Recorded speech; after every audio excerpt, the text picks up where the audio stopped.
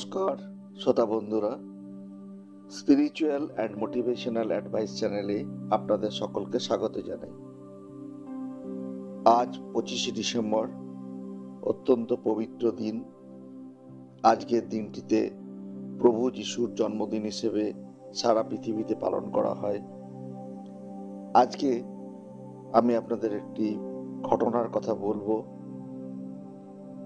যদু মল্লিকের বাগানবাড়িতে মেরি এবং যিশুর ছবি দেখার পর শ্রী রামকৃষ্ণদেব ঈশ্বরপুত্র যিশুর দর্শন পেয়েছিলেন। উনি কিভাবে দর্শন পান এবং কি কি ঘটনা ঘটেছিল সেই কথাই আজকে আপনাদেরকে আমি শোনাবো। শ্রী রামকৃষ্ণ মহাজীবন এই বইটি স্বামী চিদাত্মানন্দের লেখা। আমি এখান থেকেই কিছুটা অংশ আপনাদেরকে পড়ে শোনাচ্ছি। দক্ষিণেশ্বর কালী মন্দির তৈরি হয়েছিল হেস্টি সাহেবের বাগানবাড়ির জমিতে। হেস্টি সাহেব একটি পাটকল করতে চেয়েছিলেন অনতি দূরের জমিতে।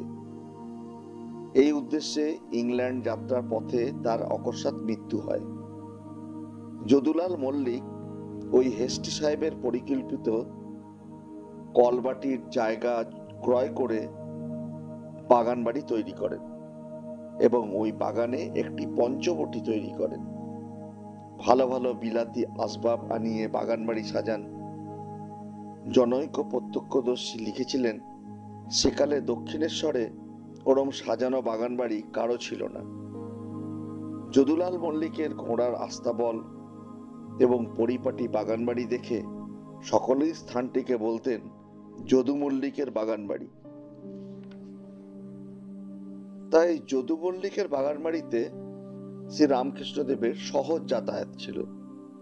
দারোয়ান মালিরা শ্রী রামকৃষ্ণ আসলে সসম্মানে বড় বৈঠকখানায় ঠাকুরকে বসাতেন।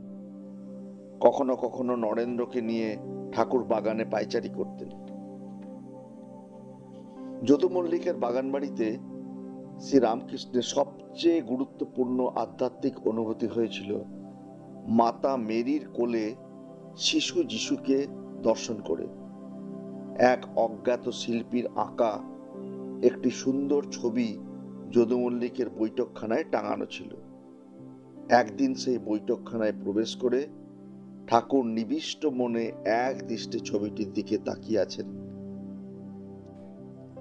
মাতা মেরির কোলে শিশু যিশুর দর্শনে তার মনে ঈশ্বরের মাতৃভাবের উদ্দীপন ঘটল। কালীর শিশু সন্তান শ্রী রামকৃষ্ণ, তার দৃষ্টিতে মাতা মেরি ও শিশু যিশুর ছবিটি ধীরে ধীরে জীবন্ত হয়ে উঠল। মেরি ও পুত্র যিশু উভয়ই শ্রী রামকৃষ্ণের অঙ্গে মিলিয়ে গেলেন। এই দর্শনের পর ঠাকুরের মনে এতদিনের সঞ্চিত হিন্দু ভাবগুলো দ্রুত পরিবর্তিত হতে লাগলো এবং এক নতুন খ্রিস্টান ভাবে তার হৃদয় পূর্ণ হলো। নিজের মধ্যে অন্তর্বিরোধ দেখা দিল। জগন্মাতার কাছে প্রার্থনা করলেন, শ্রী রামকৃষ্ণ, মা, এ কি অদ্ভুত পরিবর্তন আমার মনে আসছে। এ মানসিক সংশয় চলতেই লাগলো। কিছুকালের জন্য হিন্দু দেবদেবীর প্রতি শ্রদ্ধা ও ভক্তি ক্ষীণতর হয়ে যিশু ও খ্রিস্টান ধর্মযাজকদের প্রতি ভক্তি বাড়তে লাগলো। শিশু যিশুর সৃষ্টিকর্ত্রী ও রক্ষাকর্ত্রী মাতা মেরির মধ্যে দেখতে পেলেন সেই শক্তি যা কালীর সৃষ্টি স্থিতি বিনাশের পরমা শক্তির মধ্যে তিনি দেখেছিলেন। রামকৃষ্ণের জীবন দেবতা মা কালীর আর এক মূর্তি রূপে উদিত হলেন মাতা মেরি। যদু মল্লিকের বাগানবাড়ির এই মেরি ক্রোড়ে উপবিষ্ট যিশুর ছবিটি আজ সান ফ্রান্সিসকো বেদান্ত কেন্দ্রে সযত্নে সংরক্ষিত এবং 24শে ডিসেম্বর খ্রিস্ট সন্ধ্যায় পৃথিবীর সমস্ত রামকৃষ্ণ কেন্দ্রে এই ছবি পূজিত হয়। যদুলাল মল্লিকের বাগানবাড়ির মাতা মেরির কোলে শিশু যিশুর দর্শন হবার পর শ্রী রামকৃষ্ণ যিশুর ভাবে তন্ময় হয়ে কালী মন্দিরে ফিরলেন। হঠাৎ হিন্দু ভাবনা চিন্তার স্থান অধিকার করে নিল যিশু ও খ্রিস্ট ধর্মের কথা। মা ভবতারিণীর মন্দিরে প্রণাম করতে যেতেও ভুলে গেলেন। 3 দিন এইভাবে চলল। তৃতীয় দিনের শেষে শ্রীরামকৃষ্ণ যখন পঞ্চবটিতে পায়চারি করছেন, দেখলেন এক অপূর্ব দিব্যজ্যোতি সম্পন্ন গৌরবর্ণ দেবকল্প মানুষ তার দিকে অনিমেষ নয়নে তাকিয়ে এগিয়ে আসছেন। দেখা মাত্রই শ্রীরামকৃষ্ণ চিনতে পারলেন ইনি ভিনদেশীয় মানুষ। তার দীর্ঘ আয়ত নয়ন, যদিও নাকটা একটু চ্যাপ্টা, কিন্তু শ্রীমণ্ডিত মুখে এক দিব্য মাধুর্য বিরাজিত। শ্রীরামকৃষ্ণ ভাবছেন ইনি কে? দিব্য পুরুষটি তার নিকটবর্তী হতেই তার মন বলে উঠল ইনি যীশু খ্রিস্ট, এক মহান যোগী, ঈশ্বরের প্রিয় সন্তান, স্বর্গস্থ পিতার সঙ্গে এক ও অভিন্ন, যিনি মানুষের দুঃখ ও যন্ত্রণা লাঘবের জন্য অসীম যন্ত্রণা সহ্য করেছেন, বুকের রক্ত ক্ষরণ করেছেন।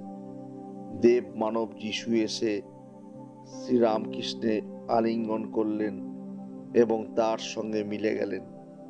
সমাধির আনন্দে তার বাহ্যজ্ঞান লোপ পেল। তিনি যিশুর সঙ্গে একাত্ম অনুভব করলেন। সেই দর্শনের পর থেকেই শিষ্যরা শ্রীরামকৃষ্ণের মধ্যে যিশুর আত্মপ্রকাশ দেখেছিলেন। আজকের মতো এইটুকুই।